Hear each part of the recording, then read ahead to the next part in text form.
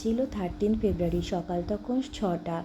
বড় ছেলেকে রেডি করিয়ে আমিও সকাল সকাল রেডি হয়ে নিলাম। বড় ছেলে স্কুলে যাব। বড় ছেলে অনেক দিন ধরে বায়না করছে আমাকে ওর স্কুলে যেতে হবে। ও তো পুলকারে যায়, তাই আমার সেভাবে ওর সাথে যাওয়া হয় না। এর মধ্যেই পুলকার আসার সময় হয়ে গেল। আমিও ওর সাথে আজ পুলকারেই গেলাম।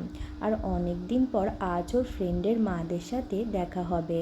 যখন ও ক্লাস নার্সারিতে ছিল তখন এই যে আজ যেখানে বসেছিলাম, মানে গোড়াবাজার ধোপা পুকুর, এখানেই বসতাম আগে। তাই পুরনো আড্ডার মানুষগুলোকে পেয়ে বেশ ভালোই জমে গেল। হয়তো আমার ছেলের ফ্রেন্ডের মা, কিন্তু আমাদেরও ফ্রেন্ডশিপটা কিন্তু কোনো অংশে কম যায় না। চিড়ে ভাজা, চা এসব খেতে খেতে বেশ ভালোই জমে গেল সকালের আড্ডাটা।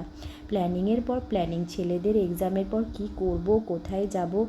এর মধ্যেই একটা বিয়েবাড়ির বাজনা এলো।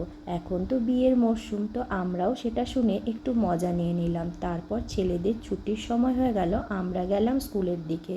স্কুল থেকে বেরিয়ে ছেলের ফ্রেন্ডরা বায়না করলো ওখানে আখের রস খাবে। ওরা খেলো আখের রস, আর আমরা 3 বান্ধবী মিলে ডাব খেলাম। ওখান থেকে বড় ছেলে গেল ওর ফ্রেন্ডের সাথে ওদের বাড়ি। তো আজ ছিল টিউশন, তাই আগেই চলে গেল। আর আমি বাড়ি ফিরলাম। বাড়ি ফিরে দেখলাম মা পুজো দিচ্ছে। তারপর এসে ছোট ছেলেকে স্কুলে নিয়ে গেলাম খাইয়ে রেডি করিয়ে।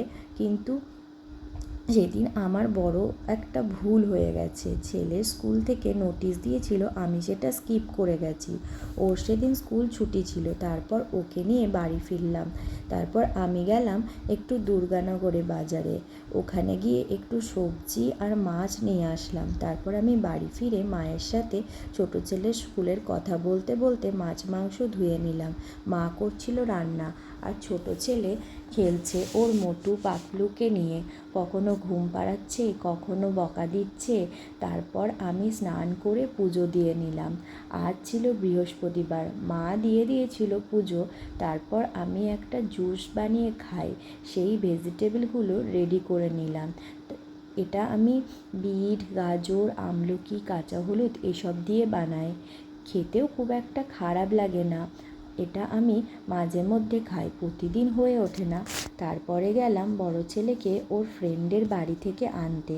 তারপর ওকে নিয়ে এসে আমি করে নিলাম লাঞ্চ। সন্ধেবেলা এলো আমার রাইমা, ওকে নিয়ে একটু টাইম কাটানো। দেরি হয়ে গেছিলো বলে ডিনারটা আমি এখানেই করিয়ে নিলাম। তারপর যাওয়ার আগে ছোট দাদার সাথে একটু খেলা করে নিল। তারপর ওরা চলে গেল। আজকের দিনটা এইভাবেই কাটালাম। তোমাদের এই ভিডিওটা ভালো লাগলে একটা লাইক ও শেয়ার করে দিও। পরের ভিডিও নিয়ে আবার দেখা হবে।